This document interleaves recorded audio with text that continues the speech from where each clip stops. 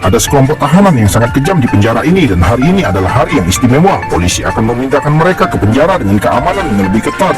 Namun tak seorang pun menduga bahwa kurang dari setengah jam setelah pesawat lepas landas, seorang tahanan berkulit hitam melakukan gerakan kecil. Ia mencabut seutas benang tipis dari akar giginya, lalu benang itu menjadi semakin panjang dan ia benar-benar mencabut sesuatu langsung dari tenggorokannya. Ketika ia membukanya, itu adalah bensin dan korek api. Pada saat yang sama, dua penjahat berat yang ditahan di sel isolasi mencabut paku dari telapak tangan mereka dan berhasil menggunakannya untuk membuka borgol. Pria kulit hitam itu menyemprotkan bensin ke celana pria di sebelahnya, kemudian mencabut dan menyalakan korek api. Hanya butuh beberapa saat bagi pria tua itu untuk mulai menjerit kesakitan akibat sensasi terbakar. Untuk mencegah api menyebar, para penjaga penjara melepaskan ikatan pria itu. Di tengah kekacauan itu, ia mengambil kunci dan mendobrak gerbang dan binatang buas pun dilepaskan. Melihat hal ini, pria besar langsung menuju kokpit dan mengendalikan kopilot yang bergegas keluar sambil membawa pistol. Selama penerbangan, ia melepaskan tembakan dan kopilot itu pun tewas. Kemudian ia masuk dan mengancam kapten untuk mengirim informasi ke menara darat dengan mengatakan bahwa tidak ada yang terjadi di pesawat.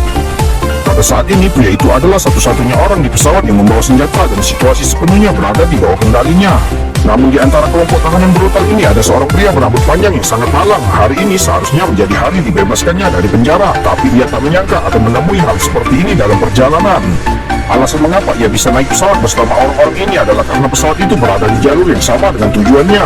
8 tahun yang lalu, pria berambut panjang yang bersemangat pensiun dari ketentaraan dan kembali ke rumah untuk bertemu kembali dengan istrinya yang sedang hamil. Namun saat bertemu 3 gangster di jalan, ia tidak mau terlibat masalah, tapi mereka malah menyentuh istrinya. Bagaimana mungkin ia masih bisa disebut pria jika ia bahkan tidak bisa melindungi wanitanya sendiri? Ia pun membunuh beberapa gangster itu. Pria itu dijatuhi hukuman 7 hingga 8 tahun penjara atas tuduhan pembunuhan. Tapi ia tidak mengalami depresi. Ia bersikeras berolahraga dan memperkaya dirinya setiap hari selama di penjara sambil menunggu untuk bersatu kembali dengan istri dan putrinya. Akhirnya pada ulang tahun putrinya yang berusia 8 tahun, ia dibebaskan bersyarat. Namun ia pikir akan menikmati perjalanan yang menyenangkan, tapi tanpa diduga ia bertemu dengan sekelompok pelanggar penjara yang membajak pesawat. Tak lama kemudian pesawat tiba di stasiun pemindahan tepat waktu, di mana sejumlah besar penjaga penjara bersenjata menjaga. Para narapidana mengganti seragam mereka, menutup mulut para penjaga penjara yang dibajak, mengenakan penutup kepala dan menyamarkan mereka sebagai tahanan.